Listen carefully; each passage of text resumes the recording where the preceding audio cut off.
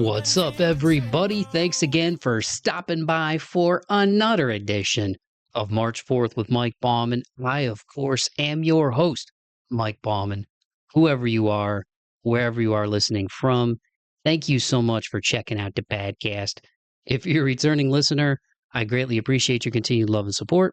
And if you're a brand new listener of the show, man, thank you so much for hopping aboard that pirate ship. You can follow me on Instagram at March 4th Pod. I am on YouTube and TikTok at March 4th Pod. The links to all of my stuff are in the podcast description for this episode. So that means if you made it here, then you found me somehow. And I truly appreciate each and every one of you taking the time to check out another edition of the March 4th with Mike Bauman podcast. How is everybody doing, man? I hope that life finds you well as you are listening to this. It is officially summertime. Okay, that was cheesy, but that is a classic from the 90s when I was a kid, so I'm leaving it in there. But by the way, speaking of that song, the Air Jordan 5 Grapes just came out, and those are a classic as well from that era, sort of back when Will Smith was rocking all the J's, sometimes before they even came out on Fresh Prince of Bel-Air, and famously the grapes he was wearing without shoelaces. Chris Rock wore them on cover of one of his albums that came out.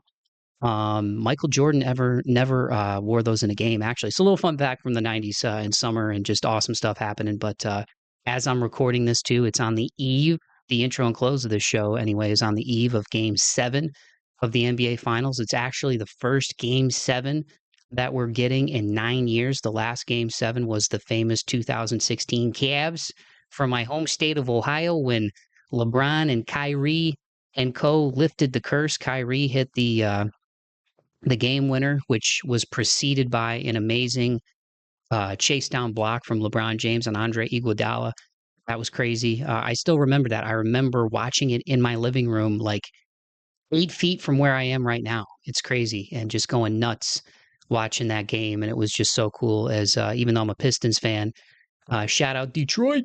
I have a lot of family in Cleveland, man, so I always pull for Cleveland teams whenever they're not playing my beloved Detroit Pistons, and that was awesome. That was so cool to see the Cavs come back from 3-1. So this is pretty rad too, this series, because the Pacers have just continued to prove people wrong all playoffs, and even though they kind of were, big brother and kind of bullying Detroit a little bit, because they're obviously, this year a more talented, deeper team than the Pistons, even though I love this Pistons roster, and they had a great year and totally outplayed what anybody thought that they were going to do. I digress. But Indiana kind of was, being the big brother bully a little bit to my Pistons this year. So it was kind of hard for me to root for Indy.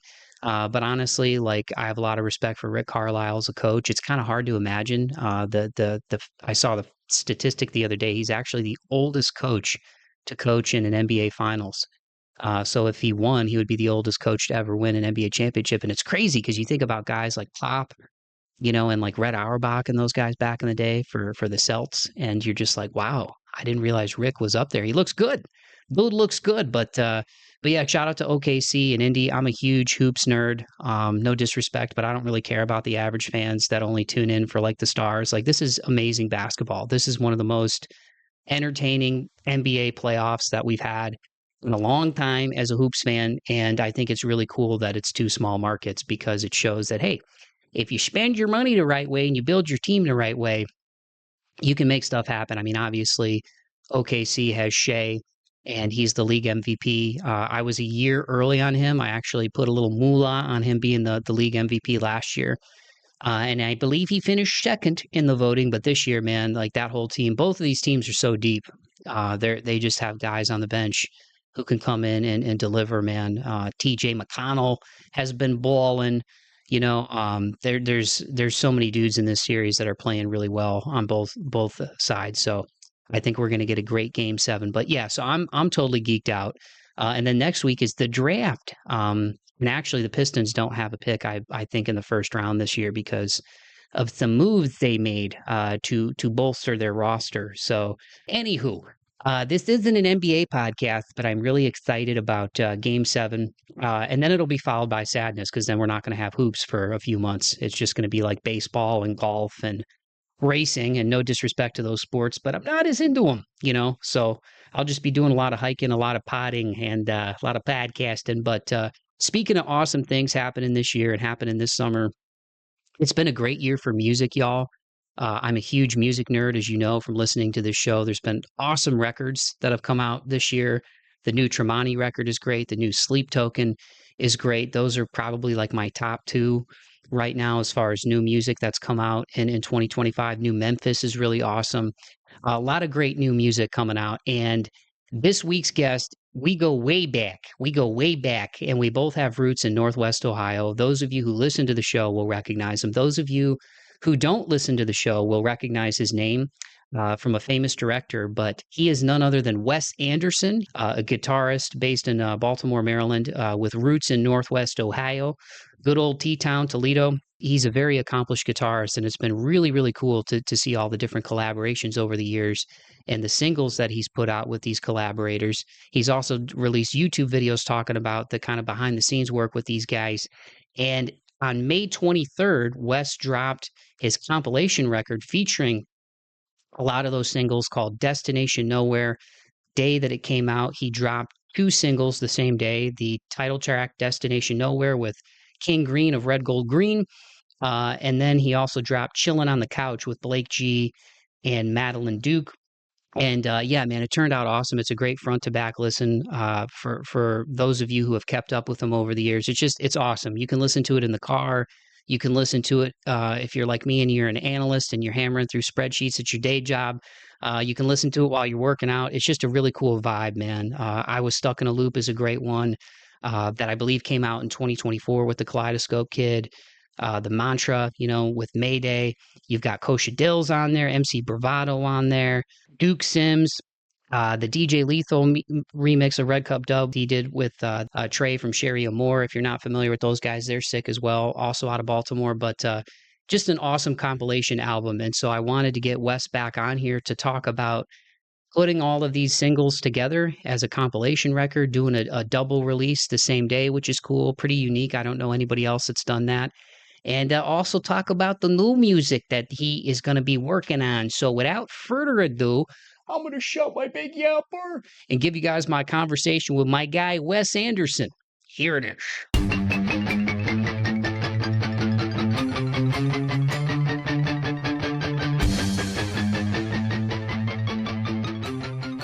All righty, there we go. Well, Wes, thank you again so much, brother, for taking the time as always.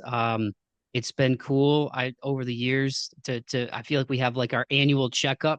I'm not your doctor, but I'm like your pod, your pod. But it's always great catching up, brother. Thanks for taking the time. Yeah, likewise, man. Yeah, I always appreciate the annual or biannual check-ins. It's a thing I cherish. Yeah, I mean, anytime I've always said this, and I say it on the show a lot, but obviously we both love music, and I'm doing it kind of on the podcast side. You're doing it on a musician side and a collaborator side. But we were just, reminiscing a little bit before I officially hit record about how long we both have been um, relocated from Northwest Ohio and Yeah. Toledo, and you've been in Baltimore going on a decade and a half, and I'm coming up in Nashville coming up on 10 years. So it's kind of cool every time I check in with you, not only to see the new collaborations that you're doing, but just reminisce a little bit. Like in some ways, I'm like, I'm getting older, but in other ways, I'm like, yeah, it's cool to see people like yourself chasing their dreams and making stuff happen and not quitting on it, because so many people I feel like quit before they hit like a cool watermark or before something cool happens. And you've continued to do these awesome collaborations. So from a distance, it's motivating for me to keep doing the same thing with the pod, man. Appreciate that, man. Yeah, and same goes my way too, because as we get into our late 30s, now it's harder and harder to surround yourself with people that are like chasing a passion. Most people at this age have settled into their careers, kids, family, whatever, which is all great. But to be able to still have a fight in the game and chasing a creative passion is like it can be isolating for sure when you're kind of like doing it solo, like both of us are. So it's cool to have some peers that are still doing it. Well, I'm gonna go a little cheeseball here because Rudy's one of my favorite movies, but the scene where his buddy gives him the jacket for the birthday and he's like, my dad always said dreams are what make life tolerable, you know? And Love yeah, I that. mean it's just cool to see people continue to do it and make stuff happen. And as this is hitting people's ears, it's gonna be late June. But as we're talking, it's right at the end of May, beginning of June, and you're a little over a week post release from doing something pretty cool, dropping two singles on the same day with Destination Nowhere and Chillin' on the Couch. Shout out to Red Gold Green and Blake G and Madalen Duke. But what I also think is cool is like we're talking about sort of this retrospective is all the singles from over the years you put together on Spotify for people to listen to in one place, and I just thought that that was cool. Can you talk about sort of the because I know you've experimented over the years, and you're also a marketing guy too. So if there's anybody that, and we've geeked out about that stuff before on here, so if there's anybody that kind of knows about the trials and tribulations of playlists and modern music, it's you, man. But I thought that was a really cool thing to drop two on the same day, and then also put out a compilation. What was sort of the thought process behind that? Because I thought that was a cool way to do it.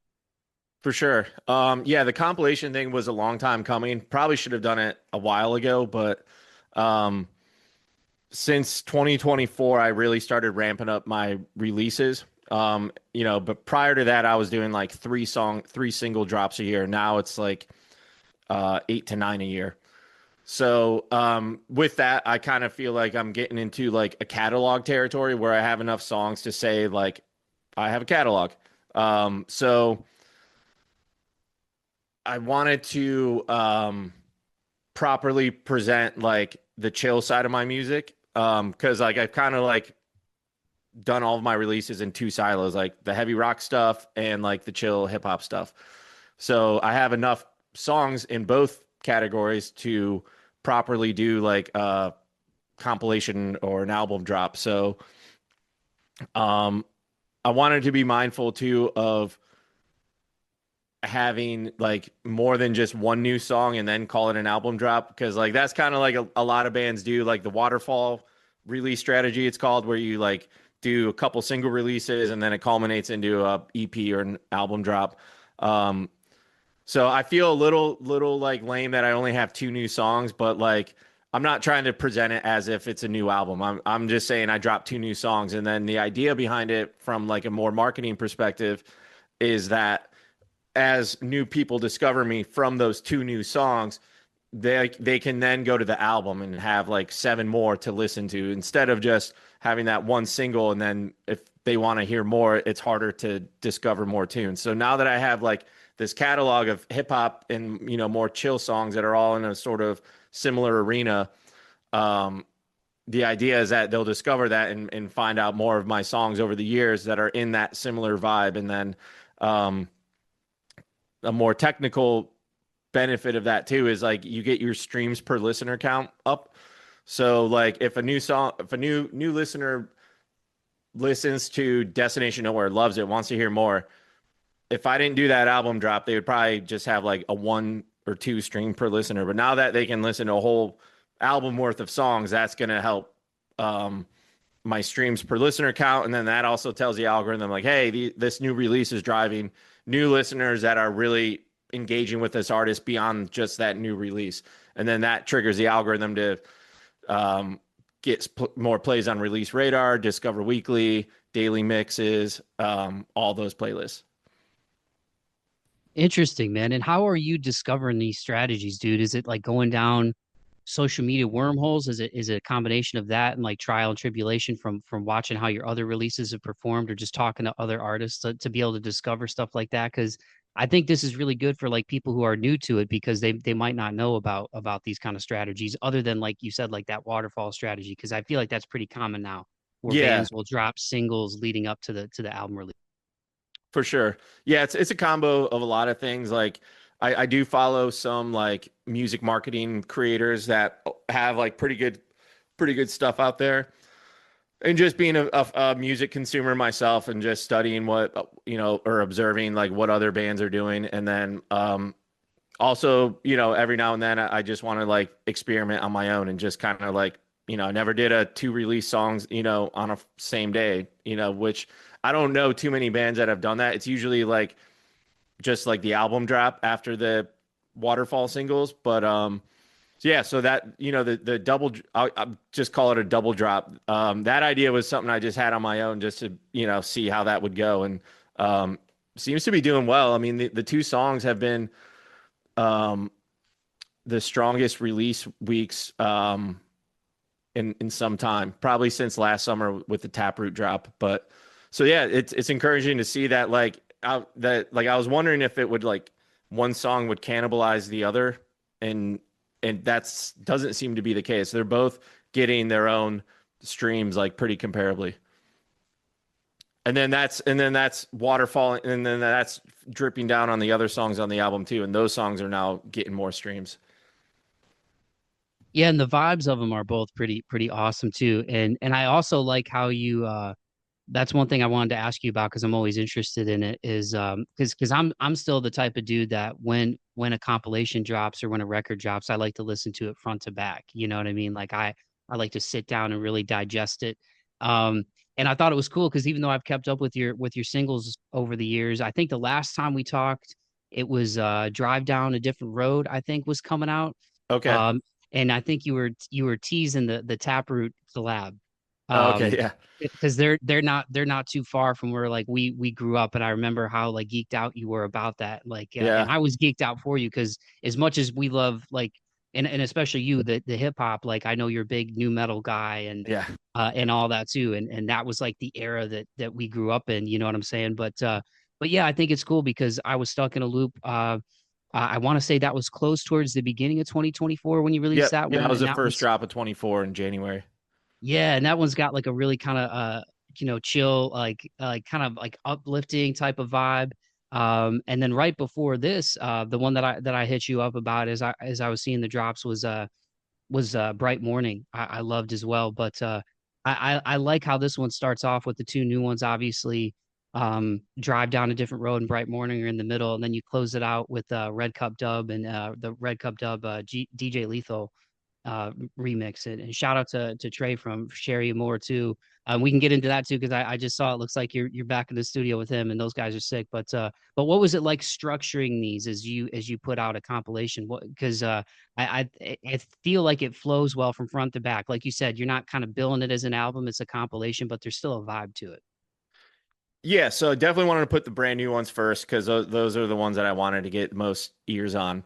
And then from there is just trying to like put myself in the listener's shoes and not do like so like with the hip hop stuff I kind of structured it by the producers because there's like I think three producers that pretty much worked on I worked with for most of the songs on that drop. So I didn't want to do too many songs in a row of the same producer because like that could get a little redundant because like hip hop producers kind of have their own style and it's like pretty recognizable and that's this case with my drops too.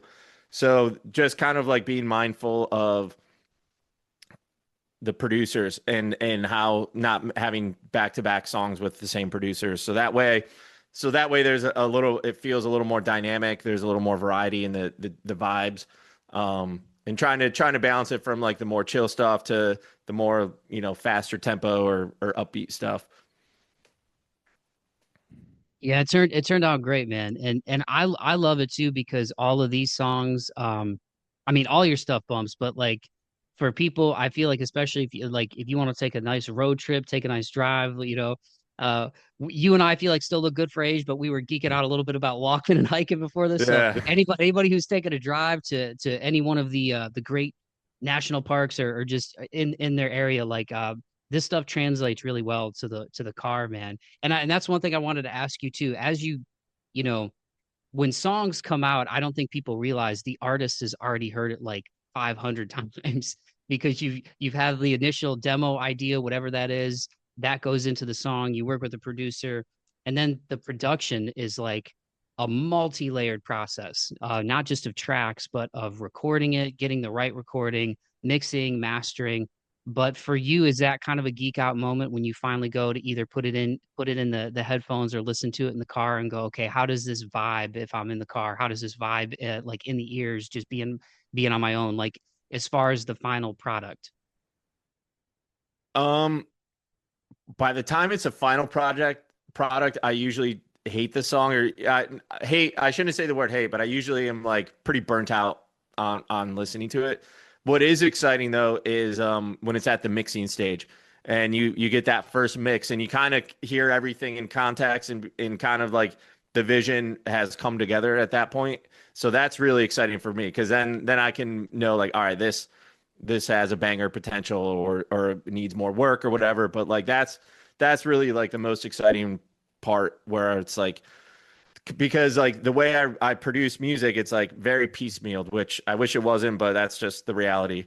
So it's hard sometimes to really know how it's all going to fit together before it's at the mixing stage because a lot of times I'll record my guitars at home, get a beat from a producer, um, get vocal tracks, and then on the instrumental stuff, it's like having people, bassists and drummers, fly their tracks to me. So it's like a lot of like tracks coming from different sources, and it's I'm not a mixing engineer, so like I'm not gonna I have an idea of how it's gonna sound. Like I put it all together and then pass it along to my real mixing engineer that I work with in Baltimore. So I'll have a rough idea of how it's gonna like how that's all fitting on top of each other, like all the different tracks. But when that mix comes back and it's like clean and everything's like starting to get more balanced out, that's when it's like, okay, fuck yeah, like I got something here. And as far as your ear, man, sonically, and I know I'm kind of putting you on the spot here, but like you said, you're a guy that with your catalog, and for people who may be new to you listening to this, like Wes has worked with people in hip hop, he's done work with people in nu metal, he's done work with people in rock. There, so his catalog really, like whatever kind of music you're into, there's something for you. And I'm not just saying that because he's kind enough to come on the pod. Like, so you have mixed it up, like for you, are there any albums that stick out? I know you're a big 311 guy, but in terms of the sound that you like, and again, I know there's multiple genres, but I guess from each kind of one of those genres, are there like time capsule records for you where you're like sonically like that is sick, that is a near perfect record? Yeah, yeah, obviously Blue Album by 311 was the one that got me into music in the first place. But like aside from my personal preference, like I think if any like audio engineer person listened to that album, like you would not think it's from that never heard of 311 or that album or heard any song in 2025. If like you put that in front of like a legit audio engineer that didn't know any different, I don't think they would tell you that was from 1995. Like that is a very futuristic produced album, and that's credit to Ron St. Germain, who's phenomenal producer. He's done a lot of albums with them as well as countless other legendary acts. So sonically, that is a good one. One that comes to mind in the hip hop realm is the NERD album with like Lap Dance and that because like and Pharrell is like he's a metalhead, he's a hip hop guy, he's a pop guy. So like that album I think is a very it's sonically obviously well produced because it's Pharrell, but there's a heaviness to it and sort of like a fusion and hybrid of styles on that. Um, and then in the metal realm, uh, Slipknot Iowa comes to mind. I think that's just like such a like it's got to be the heaviest album of the 21st century. Like I just feel like as much as I've tried to like find the newest greatest metal album, which there are a lot of, but like Iowa I just feel like is what I always come back to, and like just like how gritty the guitars sound, and like this was before like plugins were a thing and people were playing through amp simulators and things like that. So everything sounds very like organic and like authentic, and that's just to me one of the most well produced metal albums. So many bangers on that one too. Heretic Anthem, Yeah, yeah, Left Behind, like yeah, that's isn't My Plague on that record too yep, on yeah. Iowa? That was Yeah. in a movie soundtrack too, I think. Rollerball or something.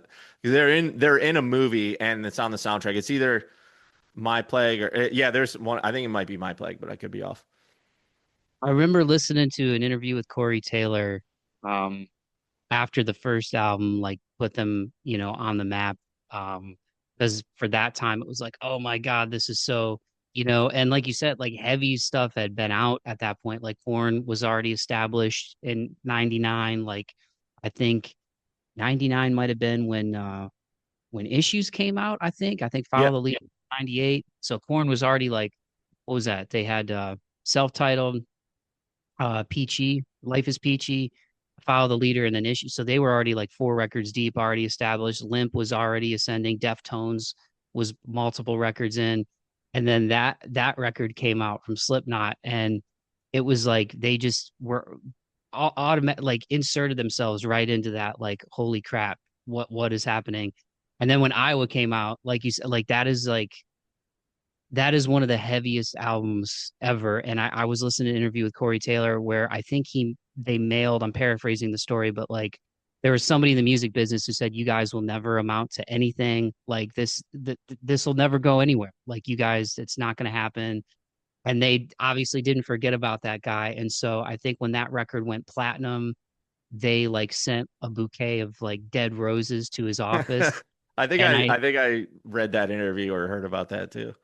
I can't, and I there was, and I think it was one of the songs on Iowa was kind of loosely about that guy. I don't know if it was the Heretic Anthem, because if you're 555, I'm 666. Like I don't know, it may be that song, but yeah, Iowa's a great one. One from that era, a couple of years later, and they're one of my all-time favorite bands.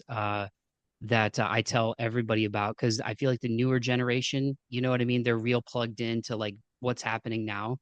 Understandably, like if you were born in like 1998, you know what I mean? Like kind of like us, we were born in 88. So it's like, Yeah. you know what I mean? When we were getting into stuff, it was like what was popping in the mid 90s and stuff. And if you were born in 98, like it's probably going to be like the Bring Me the Horizons and all that stuff. And I love those guys too. But I always tell people about Seven Does because they're one of my favorite bands. They still rip. And dude, that Animosity record sonically, and that wasn't even the first one I started with them. But that one front to back to me to this day, kind of like what you were saying about 311, like if you listen to it now, it wouldn't sound like production sounds now in a lot of metal records, just because it's different. Every things are more genty. There's like pitch shifting, and I love all that stuff. So I'm not knocking it, but to your point about that 311 record, I feel like if you played that to somebody now and they had never heard of Seven Dust, it would sound fresh. Like that record is sick. One of my That's all-time favorite bands. Yep, that's a great album. Home, I think, deserves some accolades too, because that I think that is very well. Home is like production value on that is insane, and that's oh shit, what's his name? It's Toby something. Because he produced several of the early Taproot albums, and he's a legend. He did Home, uh, Korn, Follow the Leader, um, the Alice in Chains Unplugged album. I'm gonna pull it up. But yeah, he was a producer. He would be on my like bucket list producers too. But yeah, Toby Wright.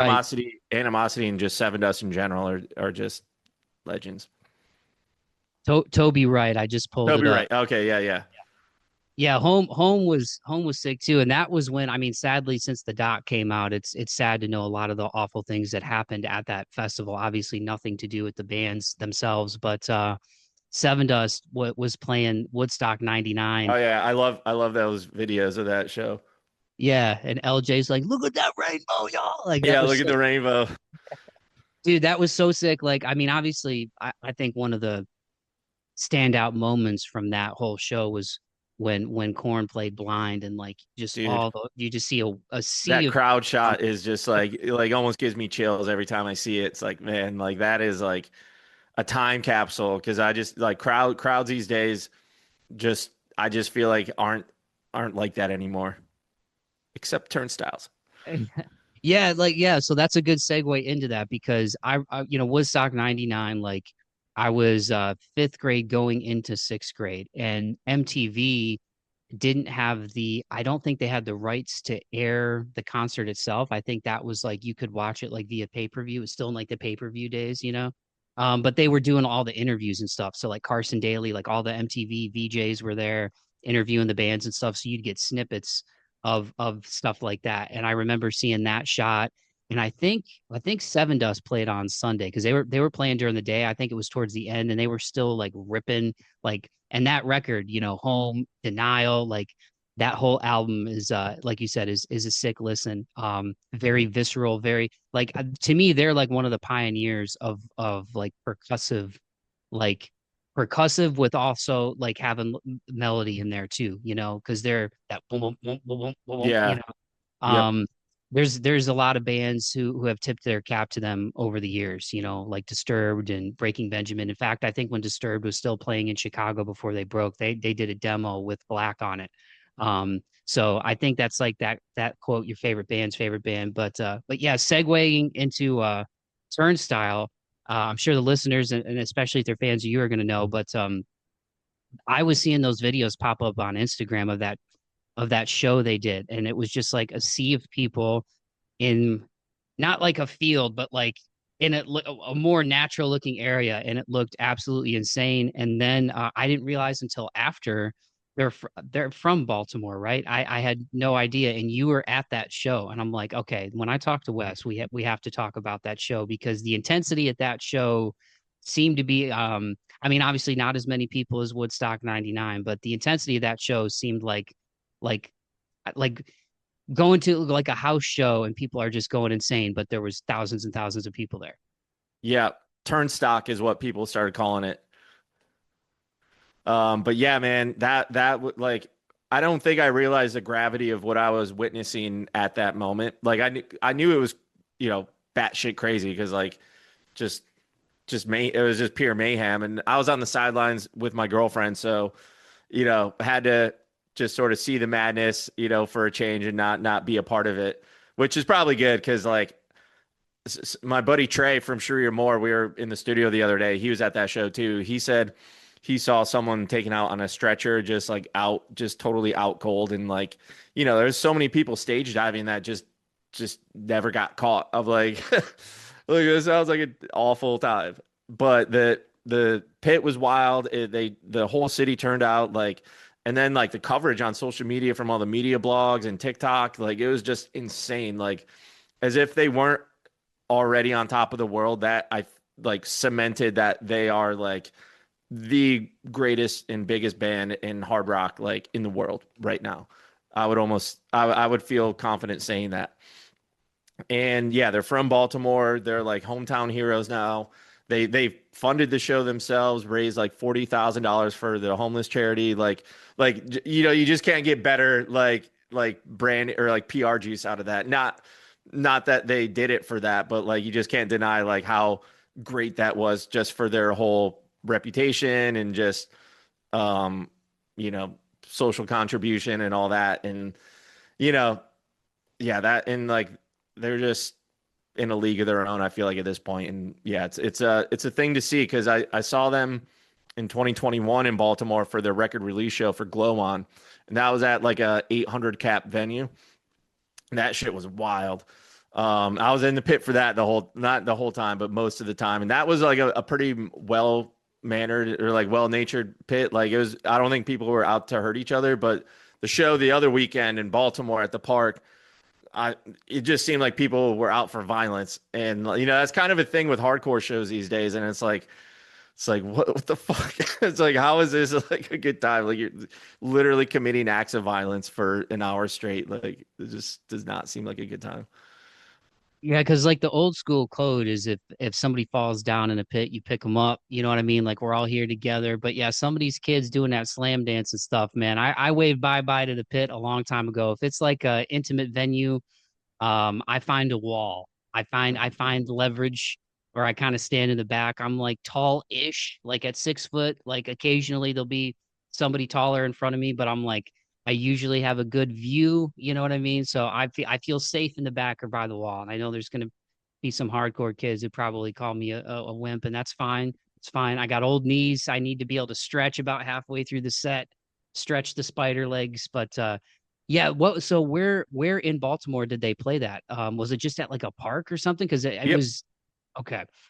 Yep. It's a park called the Wyman Park, in the Charles Village neighborhood, where that was the first neighborhood I actually lived in when I moved to Baltimore. So I used to go to that park and just like walk around like a lot. So it was cool, and it was a perfect location because it's a massive park. So like, I saw people say it was 5,000 people there. Some said 10,000. Hard to really tell when there's just like that much of a sea of people. But like the Baltimore Museum of Art was like at the edge of the park too. So you could see like just passerbys that just like stopped to watch that were probably like, what the fuck is going on? Is there's just chaos in this park as they're just like leaving the museum like for a nice quiet evening. Was it just them, or was anybody else on the bill? Just them. Yeah, they came on my radar. That show you said you went to in 2021, that was right about the time, like 2020, 2021, when that record was popping off during COVID. I feel like they were a band, and maybe I'm conflating. People are be like, "Oh, you just don't know the history," but like that's when they came on my radar. Like they were one of those bands, kind of like Spirit Box, where all of a sudden I was like hearing more and more about them, and they kind of hit like a wave. I feel like at that point, and like you said, now I feel like like Yeah. they're here. They went like another level. But that's when they came on my radar. And I was like, damn, these guys are pretty sick, man. But yeah, that looked like a crazy environment, man. Is that like, having gone to it now? I mean, obviously it's still pretty fresh, but would you say that's like a top 5 live show you've been to? Yeah, at least just like yeah, and yeah, that's got to be up there, man. Like just everything about it, in the city I live in, free show at the park, like that many people like I don't know, it's just so cool that gives you hope that that there can still be a scene for that kind of thing. It was very like I know Fugazi used to do that a lot in DC back in the day.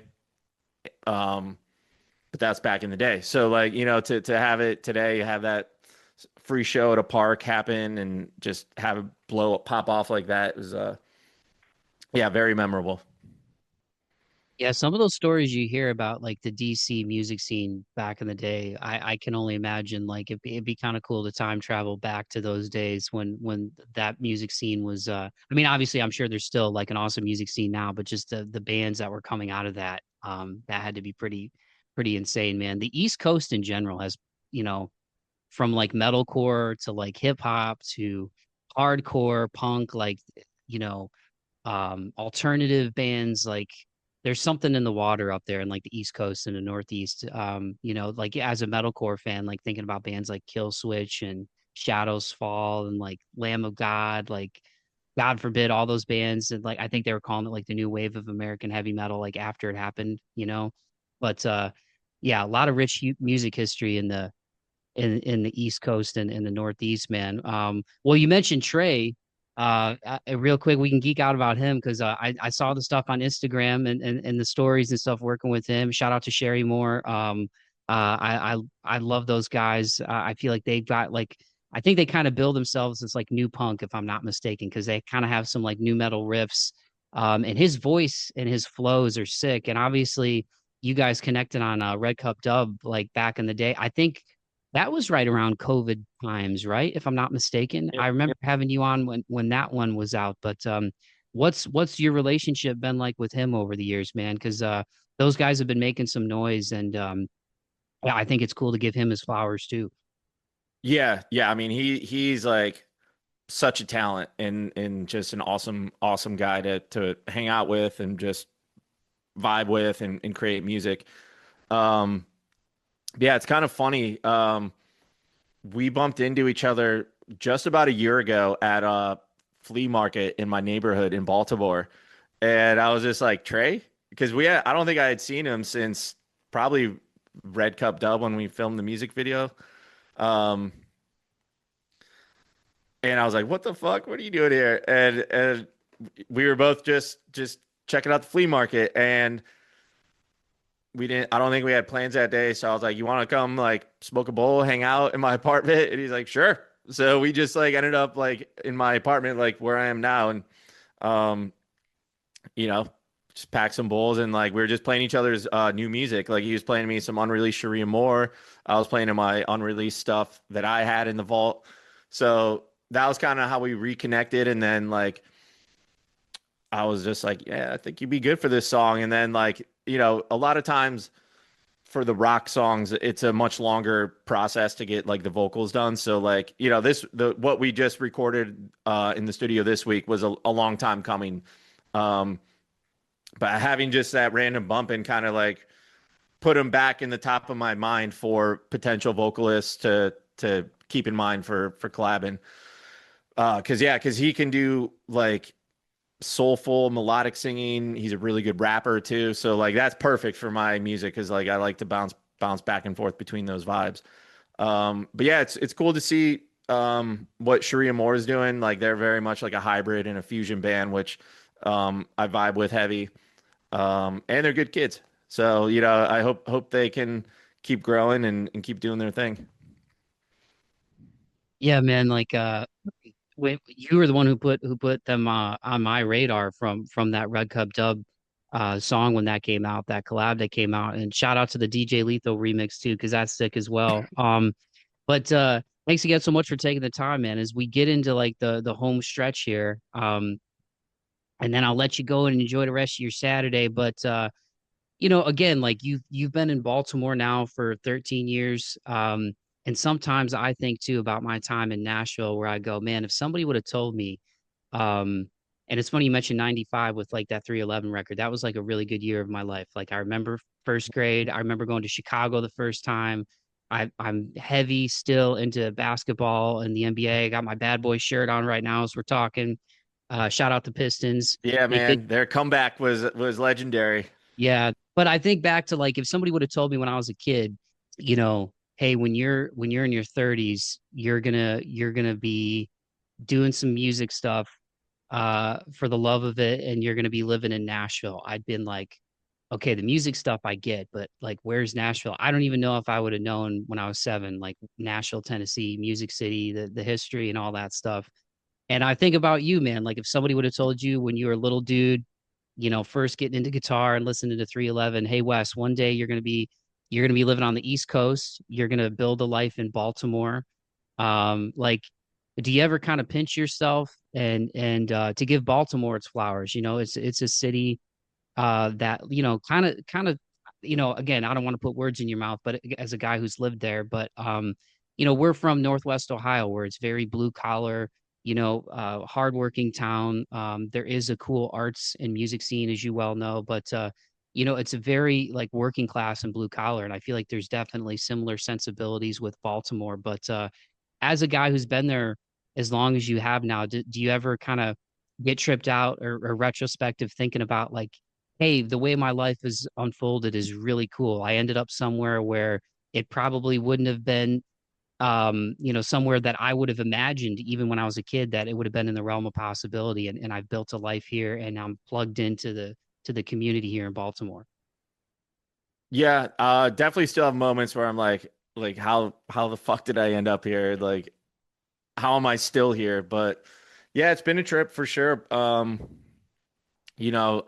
one of the like I guess blessings you could say that I definitely wouldn't have foreseen is that I would have landed into a solid career after the touring stuff slowed down with my previous band. And that's really what's been able to support my music growth and being able to really invest in it and um, keep that moving. So it's a yin and a yang situation. But like, yeah, I mean, Baltimore, I think you're right that there are a lot of like parallels between like the Rust Belt cities. There's a lot of grit here, rough around the edges, but there's also like a lot of beauty here too. But yeah, yeah, it's definitely been a trip. I'm glad to be doing it though. Like, I try some like kind of a mantra I have is just like trying to make sure I'm doing things with my life that a teenage Wes would be stoked about. So that's really the music itch that I'm still able to scratch. Um, I never, as a child, wanted to grow up to be a marketer. Like, that's just a means to an end. That's not the end. Um, so yeah, it's definitely a trip, but super grateful that it's worked out well in both my career and then also with like being able to keep the dream alive. Yeah, man. Like, I feel like Baltimore is a city that again, rich sports history, cool music. It looks like there's some great food. You know what I mean? I feel like the East Coast does seafood better than anybody. From what I hear, I've spent a little bit of time there. I've never been to Baltimore, but I've spent a little bit of time on the East Coast. But yeah, I just think it's cool. Like as you age, I have moments like that. You know what I mean, where you get kind of reflective. And I can ruminate anyway, which is good and bad to rumination. But sometimes I think about that, man. Like, yeah, if somebody would have told me when I was a little kid, I would have ended up in Nashville, Tennessee, and the things that I've gotten to do since I've been here. And I think that's part of like chasing your dreams because I think sometimes, and that's where you're a perfect person to talk about this kind of stuff with, but I think sometimes people look at life and it's like you have the conditioning that you grew up with and the good and bad that comes with that.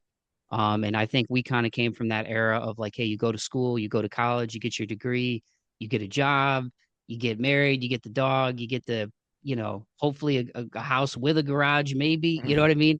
And I think what happens is so many people that end up doing that do it because they think that that's what they're supposed to do. And some people are really, really happy doing that. I know numerous people who have lives that are like that and they're very, very happy and they're happily married, they've got kids, all that stuff.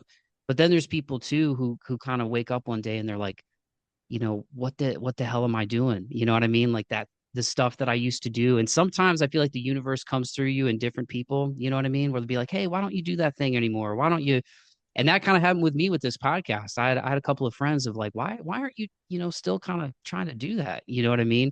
And so COVID was kind of the kick in the butt that I needed to, and being in isolation to really kind of revamp this up. But yeah, it's kind of a long way of me saying like sometimes like especially now like us being like in our late 30s, like it's I'm glad that I didn't quit on doing this, because there's been some moments like some high watermark, I guess you could say, kind of moments like I remember when I was talking to Clint Lowry for the podcast, and I'm not even trying to name drop. I'm just geeking out with you Yeah, because I no, know that's you know who sick. he is. Yeah, You know what name I drop, mean? dude. That's And I'm just like, while that conversation was happening, I was just like, holy crap, I'm talking to Clint from Seven Dust, and like I've been listening to these guys since I was 11 years old, and you've had so many of those moments. Like, are there still any pinch yourself moments with all the awesome collaborators that you've gotten to work with? I mean, I'm sure 311 was probably and Peanut had to be kind of one of those high watermark moments for you.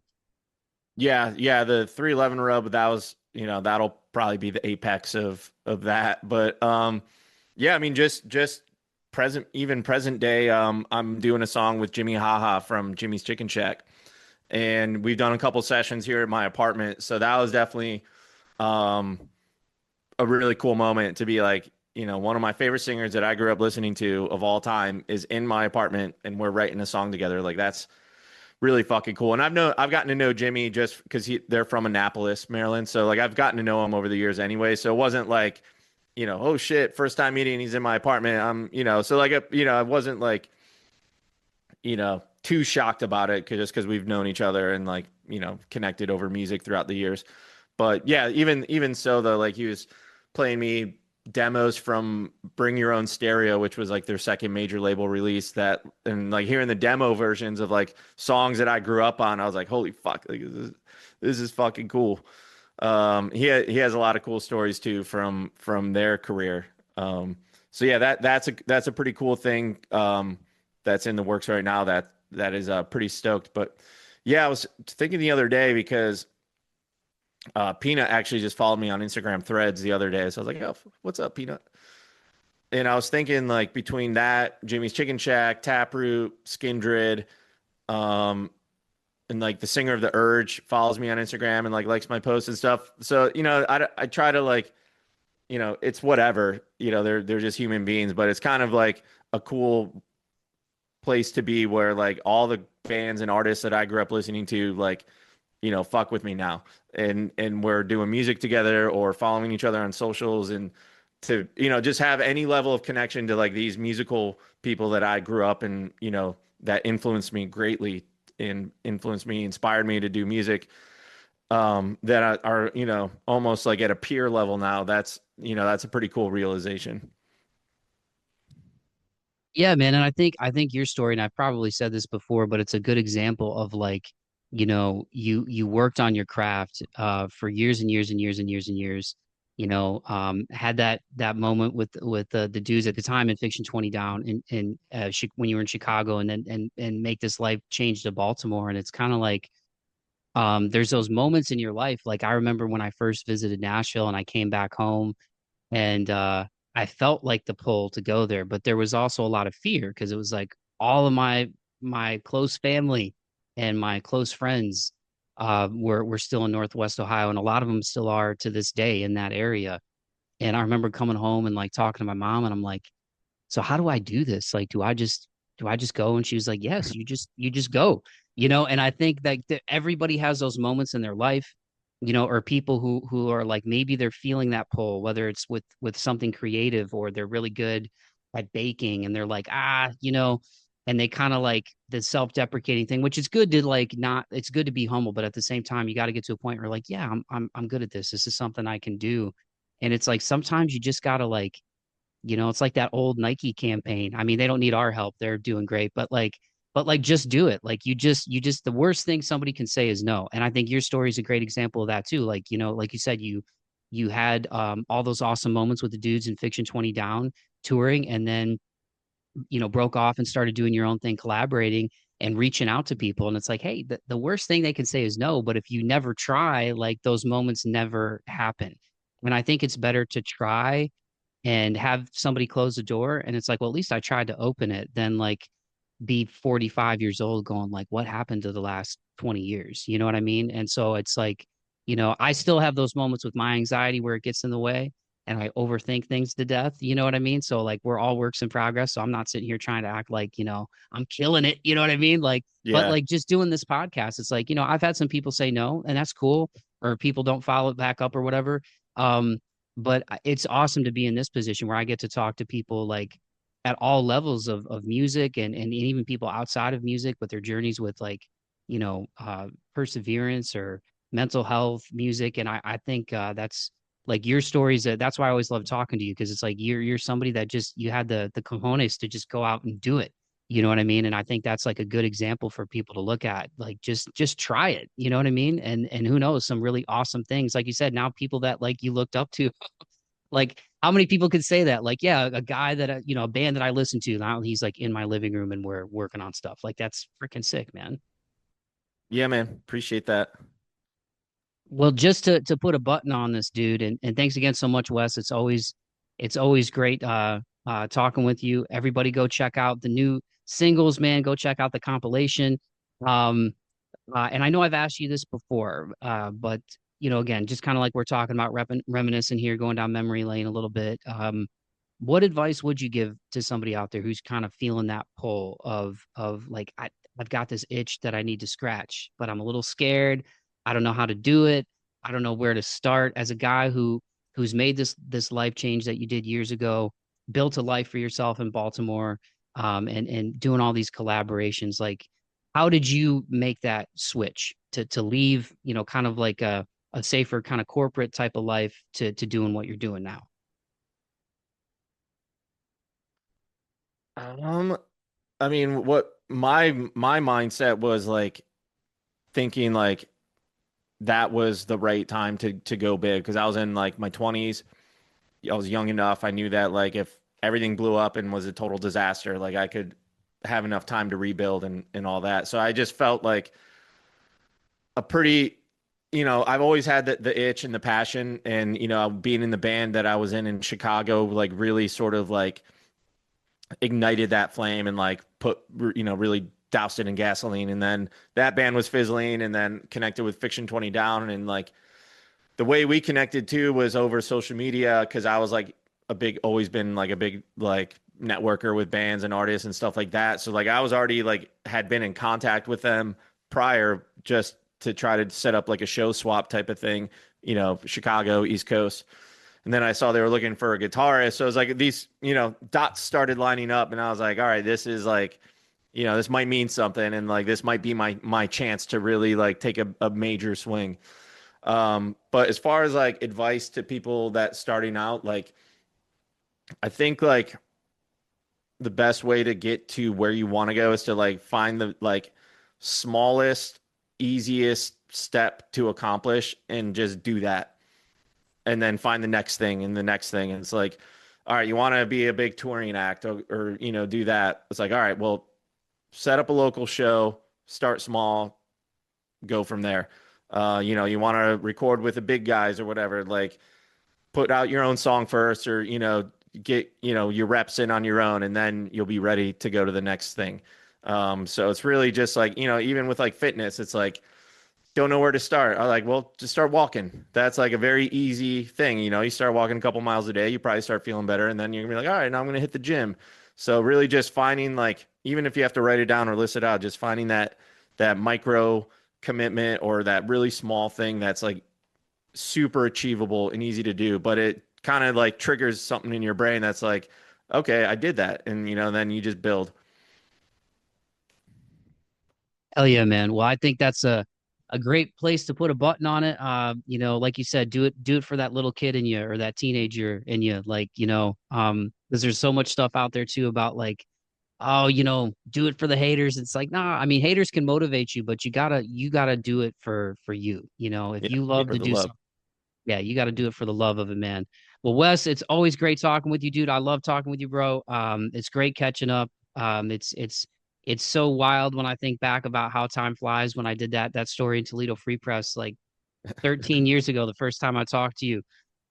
You know, just being dudes from Northwest Ohio, out here still doing it, man. So everybody go check out Destination Nowhere, check out Chillin' on the Couch, check out the compilation for all of those. The artwork for that is sick, by the way.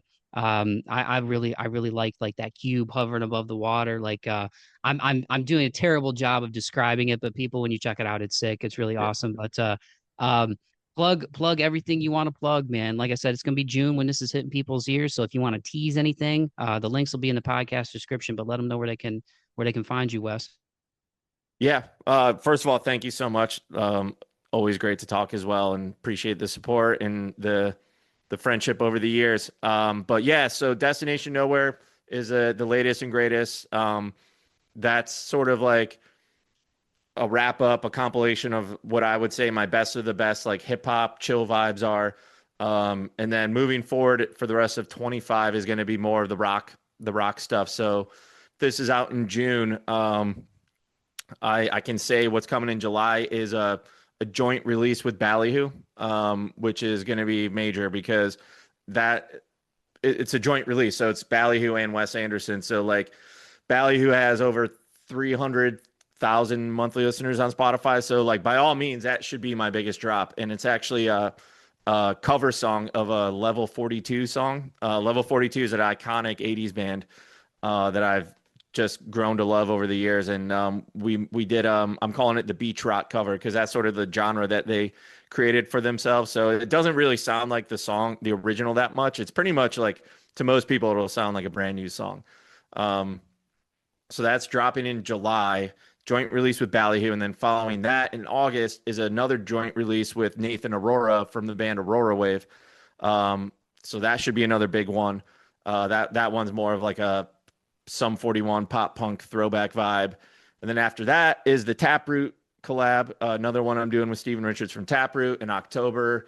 Gonna do like some Halloween vibes around that. And then in December should be the drop with Cherie Amour. So the rest of the year is looking pretty fucking stacked, and I'm really stoked about it. And like the first half of the year is kind of the chill stuff, and now the second half is like the rock stuff, which is kind of how I did it last year. So it's kind of like a cool balance because by the time like Destination Nowhere came out in May, I was like, all right, I gotta get back to this rock shit. And then after enough rock stuff, it's like, all right, you know, I want to like spread my wings a little bit. So a lot of different variety and genres and collaborators and yeah, by all measures, it should be a pretty big second half of the year. And at songs by Wes is the best, and the link will be in the podcast Yeah, description. But that's the best way. at Songs by Wes on Instagram, wesandersonmusic.com for the official site. Yeah, those are the two best spots. Hell yeah, dude. Well, Wes, always a pleasure, dude. Let's keep in touch. Even if you want to send some, you've got great taste. So if you even want to send some sick artists my way that might not be on my radar, let me know. But always appreciate you, man. You're a great example of people to keep chasing their dreams and going after what they love, man. We get one life to live. So That's how it's got to be done, I feel like. So thank you so much, brother. Appreciate you, man.